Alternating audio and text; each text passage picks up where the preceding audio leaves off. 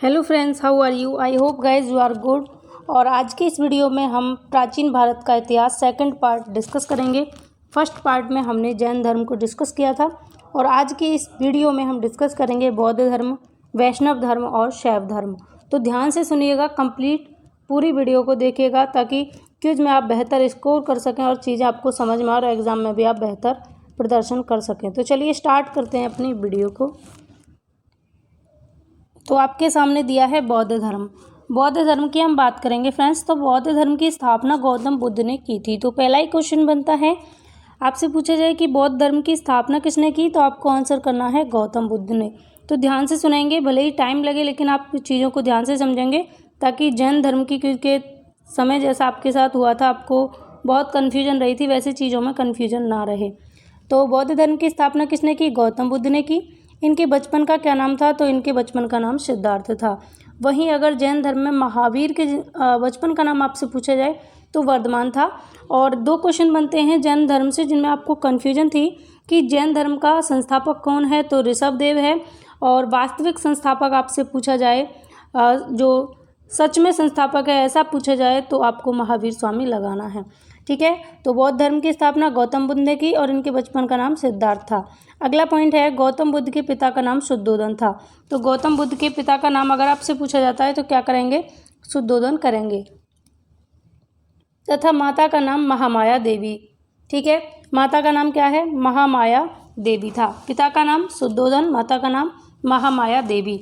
अब एक कहानी सी अपने माइंड में क्रिएट कीजिए कि बौद्ध धर्म की स्थापना गौतम बुद्ध ने की थी। गौतम बुद्ध के बचपन का नाम सिद्धार्थ था और गौतम बुद्ध के पिता का नाम शुद्धोधन तथा माता का नाम महामाया देवी था। जैसे बचपन में आप स्टोरी टाइप से याद कर लेते हैं, वैसे ही अपने माइंड में एक स्टोरी बनाएंगे। अब हम आगे बढ़ते हैं। बुद्ध के पिता शाक्य गणराज्य के प्रधान थे। गौतम बुद्ध का जन्म 563 ईसा पूर्व में नेपाल की तराई में कपिलवस्तु के समीप लुम्बिनी नामक ग्राम में हुआ था। अब दो चीज़ें इंपॉर्टेंट हैं, एक तो कपिलवस्तु और एक लुम्बिनी, स्थान जहाँ जन्म हुआ उससे। और एक सन इम्पोर्टेंट है कि गौतम बुद्ध का जन्म कब हुआ, तो 563 ईसा पूर्व में नेपाल की तराई में कपिलवस्तु के समीप लुम्बिनी नामक ग्राम में हुआ। अगर ऑप्शन में आपके लुम्बिनी होगा तो लुम्बिनी के साथ में जाएंगे और कपिलवस्तु होगा तो कपिलवस्तु के साथ में जाएंगे। ठीक है, तो दोनों ही चीज़ें आपको ध्यान रखनी है। जन्म कब हुआ? 563 ईसा पूर्व में हुआ, नेपाल की तराई में। और बुद्ध के पिता का मतलब क्या थे? तो शाक्य गणराज्य के प्रधान थे, ध्यान रखना। तो अब यहाँ तक का अपने माइंड में मेकअप करें, माइंड मेकअप करेंगे और माइंड में एक पिक्चर बनाएंगे कि मान लीजिए ये हैं गौतम बुद्ध और गौतम बुद्ध के बचपन का नाम क्या है? सिद्धार्थ है। गौतम बुद्ध ने बौद्ध धर्म की स्थापना की। गौतम बुद्ध के पिता का नाम शुद्धोधन, माता का नाम महामाया देवी और इनके पिता शाक्य गणराज्य के प्रधान थे। और गौतम बुद्ध का जन्म 563 ईसा पूर्व में नेपाल की तराई में कपिलवस्तु के समीप लुम्बिनी नामक ग्राम में हुआ था। तो इतना आपको याद हुआ। अब हम आगे बढ़ते हैं। गौतम बुद्ध की पत्नी का नाम यशोधरा एवं पुत्र का नाम राहुल था। जो गौतम बुद्ध की पत्नी थी उनका नाम यशोधरा और पुत्र का नाम राहुल था। तो यहाँ आप कंफ्यूज नहीं होंगे। जैसे हाँ आप जैन धर्म में हुए थे, माता का नाम पूछा जा रहा था, आप क्या कर रहे थे? यशोदा के साथ में जा रहे थे, जबकि यशोदा के साथ में विवाह हुआ था महावीर का। मैंने जब आपके सामने डेटा कंटेंट जब मैं आपके लिए लेकर आई थी तो बहुत ध्यान से मैंने आपको बताया था कि इनके पिता का नाम सिद्धार्थ और माता का नाम त्रिशला था। लेकिन जब माता का नाम पूछा जा रहा था तो आप यशोदा के साथ में जा रहे थे, जबकि यशोधरा कौन थी? उनकी पत्नी थी। यशोदा उनकी पत्नी थी। तो आप यहाँ पर ऐसे कंफ्यूज नहीं होंगे, इसलिए मैं आपको बार बार इन चीज़ों को रिवाइज करा रही हूँ। ठीक है, तो आपको ध्यान रखना है, क्या ध्यान ये रखना है कि यशोधरा इनकी पत्नी का नाम था और पुत्र का नाम क्या था? राहुल इनके पुत्र का नाम था। ठीक है, अब हम आगे बढ़ेंगे और नेक्स्ट है आपके सामने। और एक चीज़ और आपको ध्यान रखनी है कि ये जो बुद्ध थे, इनको युवावस्था में एक बार रथ यात्रा करते समय उन्हें 4 चीज़ें दिखाई दी थी। और वो 4 चीज़ें क्या थीं? अगर ये क्वेश्चन पूछ लिया जाए तो आपको ध्यान रखना है। उनको 4 चीज़ें दिखाई दी थी और उसकी वजह से उनका जो हृदय था वो परिवर्तित हो गया था, मन जो था उनका परिवर्तित चेंज हो गया था। और ये 4 चीज़ें थी, अत्यंत दुर्बल वृद्ध व्यक्ति को देखा था पहली बार, दूसरे टाइम देखा था रोगी व्यक्ति को, और तीसरी बार देखा था मृतक अर्थी को, और चौथी बार देखा था परिजनों को शोकाकुल, है ना। और उसके बाद में एक चिंता मुक्त सन्यासी होकर ये घूमने लगे थे। ठीक है, उसके बाद चिंता मुक्त सन्यासी को घूमते हुए देखा था। ठीक, आगे चलते हैं। नेक्स्ट है, सत्य एवं ज्ञान की खोज के लिए 29 वर्ष की आयु में इन्होंने गृह त्याग दिया, जिसे महाविनिष्क्रमण कहते हैं। अब क्वेश्चन पूछा जा सकता है कि महाविनिष्क्रमण किसे कहते हैं। तो ध्यान रखना कि जो बुद्ध थे, गौतम बुद्ध, इन्होंने सत्य और ज्ञान की खोज के लिए 29 वर्ष की आयु में घर को त्याग दिया था। इसी को महाविनिष्क्रमण कहते हैं, महाविनिष्क्रमण कहते हैं। आगे चलते हैं और बात करते हैं अगले पॉइंट की। बुद्ध ने सर्वप्रथम अलार कलाम नामक सन्यासी के आश्रम में वैशाली में तपस्या की थी। तो जो गौतम बुद्ध थे, इन्होंने सबसे पहले कहाँ पर तपस्या की, पहली बात ये इम्पोर्टेंट है, तो वैशाली में की थी। किसके साथ की थी फर्स्ट टाइम, तो अलार कलाम नामक एक सन्यासी हुए, उनके साथ में पहली बार वैशाली में तपस्या की थी। अलार कलाम सांख्य दर्शन के आचार्य थे। ध्यान रखना, किसके आचार्य थे, सांख्य दर्शन के आचार्य थे। तो अब यहाँ तक का आप याद करेंगे, बौद्ध धर्म की स्थापना किसने की, गौतम बुद्ध ने की। इनके बचपन का नाम सिद्धार्थ था और गौतम बुद्ध के पिता का नाम शुद्धोधन और माता का नाम महामाया देवी था। बुद्ध के पिता साक्य गणराज्य के प्रधान थे। गौतम बुद्ध का जन्म 563 ईसा पूर्व में नेपाल की तराई में कपिलवस्तु के पास में लुम्बिनी नामक गांव में हुआ था। गौतम बुद्ध की पत्नी का नाम यशोधरा, पुत्र का नाम राहुल था। और युवावस्था में एक बार इन्होंने रथ यात्रा करते समय 4 चीज़ें देखी थी, जिससे उनका मन परिवर्तित हुआ था। इसमें देखा था अत्यंत दुर्बल वृद्ध व्यक्ति और रोगी व्यक्ति, मृतक की अर्थी और परिजनों का शोकाकुल देखना तथा एक चिंता मुक्त सन्यासी को घूमते हुए देखा था। अब 29 वर्ष की उम्र में ज्ञान की खोज के लिए निकले थे और 29 वर्ष की आयु में इन्होंने गृह त्याग दिया था, जिसे महाविनिष्क्रमण कहते हैं। बुद्ध ने सर्वप्रथम अलार कलाम नामक सन्यासी के आश्रम में वैशाली में तपस्या की। अलार कलाम सांख्य दर्शन के प्राचार्य थे या आचार्य थे। यहाँ तक का आपको क्लियर हुआ। अब हम आगे बढ़ते हैं। वैशाख पूर्णिमा की रात को 35 वर्ष की आयु में एक पीपल के वृक्ष अश्वत्थामा के नीचे गौतम बुद्ध को सत्य के दर्शन हुए तथा वे महान बुद्धत्व तथा बौद्ध या तथागत कहलाए। ठीक है, तो ये ध्यान रखना, उनका ज्ञान प्राप्त करना संबोधि कहलाता है। तो गौतम बुद्ध का ज्ञान प्राप्त करना क्या कहलाता है, संबोधि कहलाता है। और गौतम बुद्ध को सत्य के दर्शन कहाँ हुए थे, तो पीपल के वृक्ष यानी अश्वत्थामा के नीचे गौतम बुद्ध को सत्य के दर्शन हुए थे। ठीक, महान बुद्धत्व बौद्ध या तथागत कहलाए। ठीक, ये सत्य के दर्शन हुए थे तथा वे महान बुद्धत्व कहलाए, बौद्ध कहलाए तथा तथागत कहलाए। ठीक है, ये आपको ध्यान रखना है। और जो इन्हें ज्ञान प्राप्त हुआ था उसको किस नाम से जाना जाता है, तो संबोधि के नाम से जाना जाता है। ठीक, वैशाख की पूर्णिमा में रात को 35 वर्ष की उम्र में इनको सत्य के दर्शन हुए थे। अब हम आगे बढ़ते हैं और अगला पॉइंट है आपके सामने। बुद्ध ने सारनाथ के हिरण्यकुंज में 5 ब्राह्मण शिष्यों को अपना पहला उपदेश दिया, जिसे धर्मचक्र परिवर्तन कहते हैं। अब ये ध्यान रखना, ये पॉइंट बहुत इंपॉर्टेंट है कि जो बुद्ध हुए थे, महात्मा बुद्ध या गौतम बुद्ध, इन्होंने सारनाथ के हिरण्यकुंज में 5 ब्राह्मण शिष्य थे इनके, जिनको इन्होंने फर्स्ट टाइम उपदेश दिया था, जिसे धर्मचक्र प्रवर्तन के नाम से जाना जाता है। अब ये इम्पोर्टेंट है, धर्मचक्र प्रवर्तन क्या है। बुद्ध के द्वारा सारनाथ में पहला जो उपदेश दिया गया था 5 ब्राह्मणों को, इसी को हम धर्मचक्र प्रवर्तन कहते हैं। अब हम आगे बढ़ते हैं। उन्होंने तपस्सु और कल्लिक नामक 2 शूद्रों को सर्वप्रथम अपना शिष्य बनाया।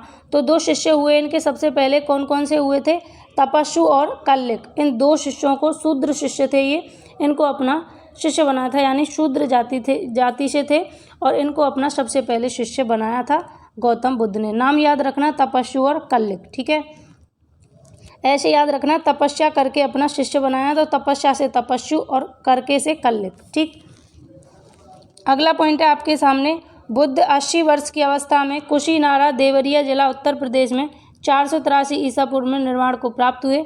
इसे महापरिनिर्वाण कहते हैं। तो बुद्ध की मृत्यु कब हुई थी, तो 483 ईसा पूर्व में इन्होंने अपना शरीर त्याग दिया था। इसी को महापरिनिर्वाण कहते हैं।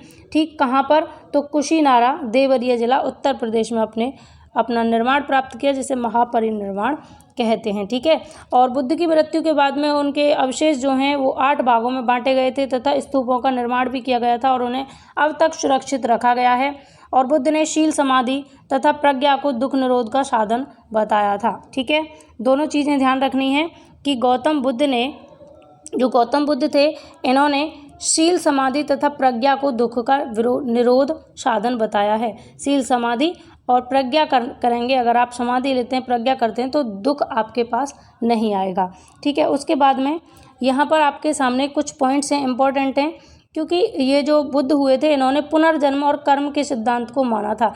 बुद्ध हुए थे बुद्ध ने क्या किया था, पुनर्जन्म और कर्म कांड के सिद्धांतों को माना था, लेकिन आत्मा की अमरता के सिद्धांत को भी इन्होंने नहीं माना था। तो ध्यान रखना दो चीज़, आत्मा की अमरता के सिद्धांत को बुद्ध ने नहीं माना था, जबकि पुनर्जन्म और कर्म कांड के सिद्धांत को माना था। दोनों चीज़ ध्यान रखना, कंफ्यूज नहीं होना है। पुनर्जन्म और कर्म कांड के सिद्धांत को मानते थे, लेकिन आत्मा की अमरता के सिद्धांत को नहीं मानते थे। वैसे ही जो महावीर थे, महावीर भी क्या करते थे, पुनर्जन्म पर बिलीव करते थे, पुनर्जन्म और कर्म कांड पर। ठीक है, बौद्ध धर्म का सिद्धांत क्या था, प्रतित्व समुत्पाद कहलाता था, और इसका अर्थ क्या होता है, संसार की सभी वस्तुएं किसी न किसी कारण से उत्पन्न हुई होती हैं और इस प्रकार उन पर निर्भर रहती हैं। ठीक, तो कहने का मतलब ये है कि संसार की जो भी चीज़ होती है वो कोई ना कोई रीजन से आई हुई होती है। दूसरी बात, जो बुद्ध हुए थे, गौतम बुद्ध ने 4 आर्य सत्यों का उपदेश दिया था, और 4 आर्य सत्य कौन कौन से हैं, दुख समुदय, दुख निरोध, और चौथा है आपके सामने दुख निरोध गामिनी प्रतिपदा। अब इनके बारे में जान लीजिए ये क्या हैं। तो ये 4 जो हैं ये बुद्ध के द्वारा दिए गए 4 आर्य सत्य हैं। ठीक है, तो पहला है दुख, यानी जीवन दुखों से परिपूर्ण है, पहले दुख का अर्थ है। दूसरा है दुख समुदय, इसका अर्थ होता है दुख का मूल कारण अविद्या यानी अज्ञान है। तो जीवन क्या है, दुख से भरा हुआ है। और दूसरे दुख समुदय का अर्थ क्या है, दूसरे आर्य सत्य का अर्थ क्या है, दुख का मूल कारण क्या है, अज्ञान है। ठीक है, तीसरा है दुख निरोध, दुख का अंत संभव है, जिस कारण से दुख होता है उसे समाप्त कर देने पर दुख समाप्त हो जाता है। आप सभी जानते हैं कि जो रीज़न है जिसकी वजह से आप दुखी हैं, परेशान हैं, उस रीज़न को ही अगर ख़त्म कर दिया जाए तो दुख का अंत होना संभव है, निश्चित है। और चौथा आर्य सत्य है दुख निरोधगामिनी प्रतिपदा, और इसका अर्थ है दुख के कारण अविद्या को समाप्त करने का मार्ग अष्टांगिक मार्ग है। ठीक है, दुख के कारण जो अविद्या हमारे पास है उसको समाप्त करने का मार्ग क्या है, अष्टांगिक मार्ग है। अष्टांगिक मार्ग की हम बात करेंगे यहाँ पर।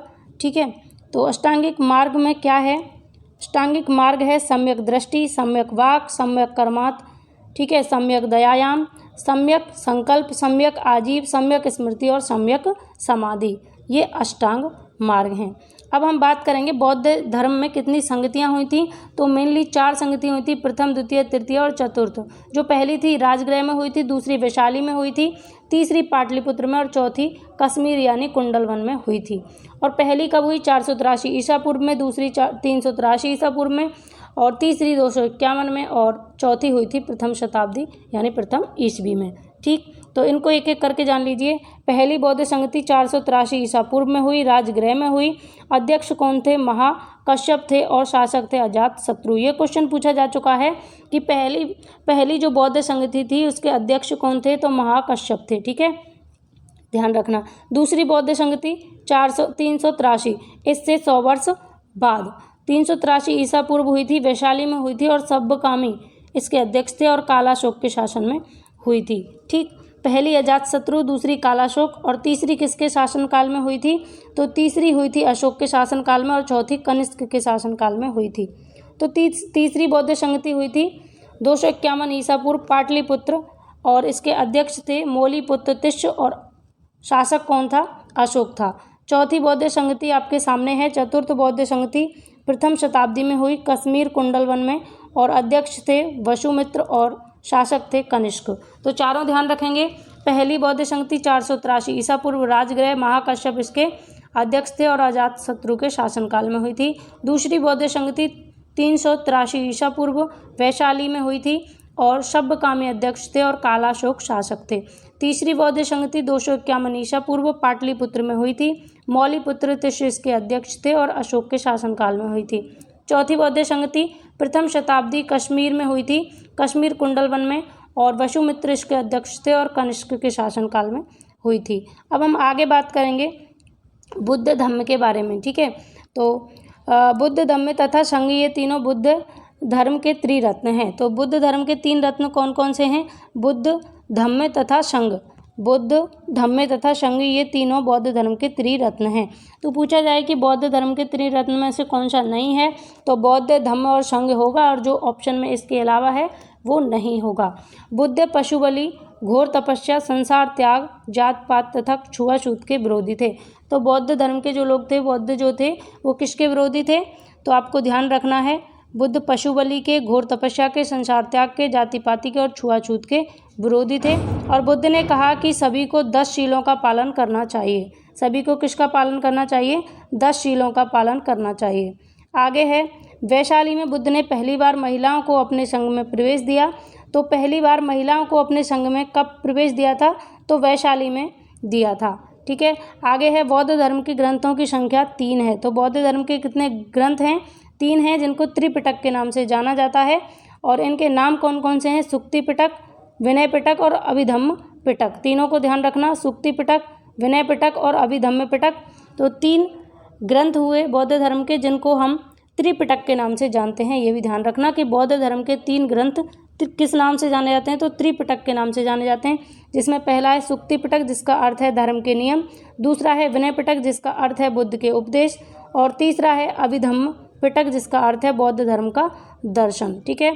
त्रिपिटक का शाब्दिक अर्थ होता है 3 टोकरियाँ, इसलिए तीनों ग्रंथों को त्रिपिटक के नाम से जाना जाता है। अब हम बात करेंगे यहाँ पर वैष्णव धर्म की। वैष्णव धर्म और शैव धर्म बहुत छोटे छोटे हैं, तो इनको जल्दी से डिस्कस कर लेते हैं। भागवत संप्रदाय अथवा वैष्णव संप्रदाय के आराध्य देवता विष्णु एवं उनके प्रमुख अवतार हैं। तो भागवत संप्रदाय अथवा वैष्णव संप्रदाय के आराध्य हैं देवता विष्णु और उनके प्रमुख अवतार हैं। ठीक। आगे है, महाभारत काल में वासुदेव कृष्ण का विष्णु से संबंध स्थापित किया गया और तब भागवत धर्म वैष्णव धर्म बन गया। जो भागवत धर्म है वही किस नाम से जाना गया, वैष्णव धर्म के नाम से जाना गया। कब से, महाभारत काल में, जब वासुदेव कृष्ण का विष्णु से संबंध स्थापित किया गया, तब भागवत धर्म को वैष्णव धर्म के नाम से जाना गया। तो ये पॉइंट अब समझ पाए होंगे हम कि भागवत संप्रदाय जो है, भागवत संप्रदाय अथवा वैष्णव संप्रदाय के आराध्य देवता विष्णु एवं उनके प्रमुख अवतार हैं। तो अगर आपसे क्वेश्चन पूछा जाए कि वैष्णव संप्रदाय के या भागवत संप्रदाय के आराध्य देवता कौन हैं, तो विष्णु हैं और उनके अवतार हैं। ठीक है। उसके बाद में आगे चलते हैं। जब कृष्ण विष्णु का संबंध नारायण से हो गया, तब वैष्णव धर्म को पांचरात्र धर्म कहने लगे। जब कृष्ण और विष्णु का संबंध नारायण से हुआ, किससे हुआ, नारायण से हुआ, तब वैष्णव धर्म को पांचरात्र धर्म कहने लगे, क्योंकि नारायण के उपासक पांचरात्र कहलाते थे। ठीक है। नारायण की जो उपासना करते थे, जो नारायण के उपासक थे, उनको पांचरात्र के नाम से जाना जाता था। अगर क्वेश्चन बनता है कि नारायण के उपासकों को किस नाम से जाना जाता है, तो पांचरात्र के नाम से जाना जाता है। जैसे शिव की उपासना करने वालों को शैव के नाम से जाना जाता है, वैसे ही नारायण की उपासना करने वालों को पांचरात्र के नाम से जाना जाता है। आगे है, पांचरात्र धर्म में विष्णु के साथ साथ 4 अन्य देवताओं की पूजा भी होती है, सांब, सकर्षण, प्रद्युम्न और अनिरुद्ध। तो इन चारों देवताओं को भी ध्यान रखेंगे। पांचरात्र धर्म यानी कि जो वैष्णव धर्म है, इसके अंतर्गत 4 देवताओं को और माना जाता है, सांबे, सकर्षण, प्रद्युम्न और अनिरुद्ध। ये भी आपको ध्यान रखना है। ठीक है। तो पांचरात्र कौन थे, जो नारायण की उपासना करते थे, नारायण के उपासक को पांचरात्र के नाम से जाना जाता है। गुप्त काल में आकर वैष्णव संप्रदाय पूर्ण रूप से प्रतिष्ठित हो गया। दक्षिण भारत में भी क्या हुआ कि जो दक्षिण भारत था उसमें भी वैष्णव संप्रदाय काफ़ी लोकप्रिय हुआ और यहाँ के वैष्णव संत अलवार के नाम से जाने जाने लगे। ठीक है। आगे चलते हैं, शैव धर्म। अब शैव धर्म की हम बात कर लेते हैं। शैव धर्म, शैव मत वैष्णव मत से प्राचीन है। शैव मत कब से प्राचीन है, वैष्णव मत से प्राचीन है। पशुपति एवं लिंग पूजन के प्रमाण हमें सिंधु सभ्यता से मिलते हैं। तो लिंग पूजा कहाँ की, किस सभ्यता में की जाती थी, तो ये आपको ध्यान रखना है, सिंधु सभ्यता में ही इसके प्रमाण मिलते हैं। ठीक। पशुपति एवं लिंग पूजा के प्रमाण कहाँ से मिलते हैं, तो हमें सिंधु सभ्यता से ही मिलते हैं। आगे है, ऋग्वेद में भी रौद्र के रूप में शिव का उल्लेख मिलता है। जो ऋग्वेद है हमारा सबसे प्राचीन वेद, इसके अंदर भी शिव के रौद्र रूप का उल्लेख देखने को मिलता है। उत्तर वैदिक काल में आकर रौद्र को रुद्र को शिव के रूप में पूजा जाने लगा। जो ऋग्वेद काल में रौद्र रूप जो था शिव का, उस रौद्र रूप को शिव के रूप में पूजा जाने लगा। कब? उत्तर वैदिक काल में। तो क्वेश्चन अगर बनता है शिव के रौद्र रूप को शिव के रूप में कब पूजा जाने लगा, तो उत्तर वैदिक काल में पूजा जाने लगा। आगे है, शिव को नटराज के रूप में माना गया है। तो शिव को किस रूप में माना गया है? नटराज के रूप में माना गया है। तो क्वेश्चन अगर बनता है कि शैव धर्म में शिव को किस रूप में माना गया है, तो नटराज के रूप में माना गया है। आगे है पॉइंट्स आपके लिए इम्पोर्टेंट।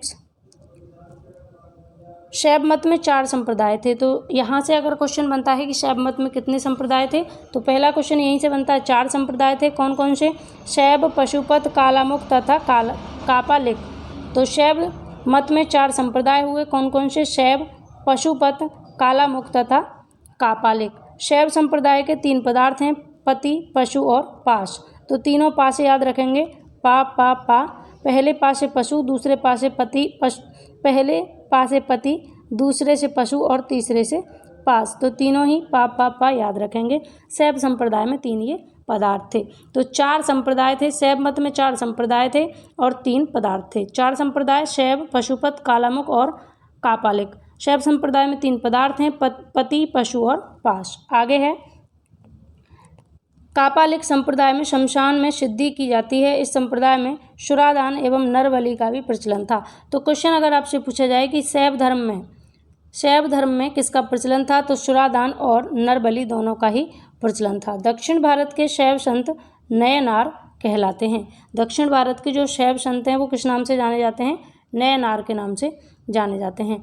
तो फ्रेंड्स, ये था आपके लिए आज का डेटा, जिसमें हमने बौद्ध धर्म, वैष्णव धर्म और शैव धर्म को डिस्कस किया। अब मैं आपके लिए मोटा मोटा रिवीजन करा देती हूँ। फर्स्ट रिवीजन रहेगा, तो एक कहानी के तरीके से आप इसको सुनते जाएंगे। बस 2 मिनट के अंदर आपका रिवाइज करा दूंगी मैं, जितना भी आपने अब तक पढ़ा है। तो ध्यान से सुनिए। बौद्ध धर्म की स्थापना गौतम बुद्ध ने की थी और इनके बचपन का नाम सिद्धार्थ था। गौतम बुद्ध के पिता का नाम शुद्धोधन तथा माता का नाम महामाया देवी था। महामाया देवी। इनके पिता शाक्य गणराज्य के प्रधान थे और गौतम बुद्ध का जन्म 463 ईसा पूर्व में नेपाल की तराई में कपिलवस्तु के समीप लुम्बिनी नामक गांव में हुआ था। गौतम बुद्ध की पत्नी का नाम यशोधरा और पुत्र का नाम राहुल था। और गौतम बुद्ध सत्य और ज्ञान की खोज में 29 वर्ष की उम्र में निकल गए थे, जब इन्होंने घर को त्याग दिया था, और उसी को महाविनिष्क्रमण कहते हैं। ठीक है, इतना आपको ध्यान रखना। और गौतम बुद्ध को 35 वर्ष की उम्र में एक पीपल के पेड़ के नीचे, अस्तस्थामा के नीचे, गौतम बुद्ध को सत्य के दर्शन हुए थे तथा वे महान बुद्धत्व, बौद्ध और तथागत कहलाए। उनका ज्ञान प्राप्त करना क्या कहलाता है? संबोधि कहलाता है। ये भी आपको ध्यान रखना है। बुद्ध ने सबसे पहला उपदेश कहाँ दिया था? सारनाथ में दिया था। हिरण्य कुंज में 5 ब्राह्मणों को दिया था, जो इनके प्रथम शिष्य थे, जिसको हम धर्मचक्र प्रवर्तन कहते हैं। और उन्होंने तपस्सु और कलिक 2 शूद्र शिष्य बनाए थे। सबसे पहले इनके शिष्य थे तपस्सु और दूसरे कलिक। तो 2 ही शूद्रों को प्रथम इन्होंने शिष्य बनाया था। और बुद्ध 80 वर्ष की अवस्था में 18 ईयर जिए थे। 80 वर्ष की अवस्था में कुशीनारा देवरिया जिला उत्तर प्रदेश में इनकी मृत्यु हो गई थी। महानिर्वाण इन्होंने प्राप्त कर लिया था। महापरिनिर्वाण 483 ईसा पूर्व में। ठीक है, अब हम आगे बात करते हैं जो इम्पोर्टेंट है। बुद्ध पुनर्जन्म तथा कर्मकांड को मानते थे, लेकिन आत्मा की अमरता को ये नहीं मानते थे। बौद्ध धर्म का प्रतित्व और समुत्पाद कहलाता है। इसका अर्थ होता है संसार की सभी वस्तुएं किसी न किसी रीजन से यहाँ पर उपलब्ध होती हैं। तो इन्होंने 4 आर्य सत्य दिए थे। पहले दुख का अर्थ होता है जीवन दुखों से परिपूर्ण है। दूसरा है दुख समुदय, जिसका अर्थ होता है दुख का मूल कारण अज्ञान है। तीसरा है दुख निरोध, दुख का अंत संभव है। इसके लिए क्या करना होगा? इसके लिए उस रीज़न को समाप्त करना होगा, उस कारण को समाप्त करना होगा जिसकी वजह से दुख आपको है। चौथा है दुख निरोध गामिनी प्रतिपदा। इसका अर्थ होता है दुख के कारण अविद्या को समाप्त करने का मार्ग है अष्टांगिक मार्ग। तो इन्होंने 8 मार्गों की बात की थी, जिनको अष्टांगिक मार्ग के नाम से जाना जाता है। बौद्ध धर्म में 4 संगतियाँ हुई थी। एक पहली हुई थी 483 ईसा पूर्व, राजगृह में हुई थी और महाकश्यप इसके अध्यक्ष थे और शासक थे उस टाइम पे अजात शत्रु। दूसरी बौद्ध संगति हुई थी 483 ईसा पूर्व वैशाली में हुई थी और सब्बकामी अध्यक्ष थे और शासक थे कालाशोक। तीसरी बौद्ध संगति हुई थी 251 ईसा पूर्व पाटलिपुत्र में हुई थी।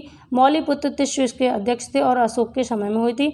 चौथी बौद्ध संगति हुई थी प्रथम शताब्दी में कश्मीर कुंडल वन में और वसुमित्र इसके अध्यक्ष थे और शासक थे उस टाइम पर कनिष्क। तो फ्रेंड्स जो इम्पोर्टेंट था आपके लिए वो हमने यहाँ तक बौद्ध धर्म से रिवाइज कर लिया। और एक और चीज़ आपको ध्यान रखनी है कि बौद्ध धर्म में 3 ग्रंथ हुए थे जिनको त्रिपिटक के नाम से जाना जाता है। पहला ग्रंथ है सुक्त पिटक, दूसरा है विनय पिटक और तीसरा है अभिधम्य पिटक। अगर आपसे पूछा जाए तो जरूर ध्यान रखना सुक्त पिटक, विनय पिटक और अभिधम्य पिटक। और त्रिपिटक का शाब्दिक अर्थ क्या होता है, तो 3 टोकरियाँ इसका शाब्दिक अर्थ होता है। तो ये हमने यहाँ तक बौद्ध धर्म को डिस्कस किया। वैष्णव धर्म में इतना ज़्यादा कुछ खास है नहीं। वैष्णव धर्म में आपको इतना ही ध्यान रखना है कि जो भागवत संप्रदाय था यानी कि वैष्णव संप्रदाय, उसको आराध्य देवता विष्णु उनके प्रमुख देवता रहे थे और इनके अवतार भी यहाँ पर देवता के रूप में माने जाते हैं। महाभारत काल में जब वासुदेव और कृष्ण का संबंध बताया गया था तब भागवत धर्म वैष्णव धर्म के रूप में उभर के आया था। और वैष्णव धर्म में जब नारायण की पूजा की जाने लगी तो ये पांचरात्र धर्म के नाम से जाना जाने लगा। ठीक है, तो आपको इतना ही ध्यान रखना है।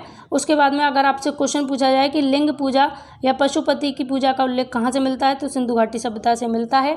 और ऋग्वेद में शिव जी के रौद्र रूप की पूजा होती थी, लेकिन बाद में क्या हुआ था, शिव जी के रौद्र रूप को शिव के रूप में पूजा जाने लगा और शिव को नटराज के रूप में भी माना जाता था। कब? शैव धर्म में।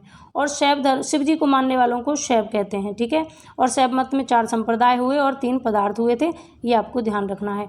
तो इतना आपके लिए इम्पोर्टेंट था जो मैंने आपके लिए यहाँ पर रिवाइज भी करा दिया, फास्ट रिवीजन। और फ्रेंड्स, आपको अगर ये वीडियो पसंद आई हो, चीज़ें याद हुई हों, तो कमेंट करके ज़रूर बताएं। मिलते रहेंगे ऐसी ही महत्वपूर्ण इंपॉर्टेंट वीडियोज़ के साथ में।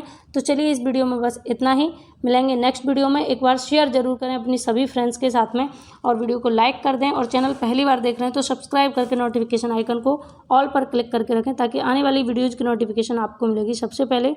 बाय बाय, टेक केयर, अपना ख्याल रखें, हैव अ नाइस डे।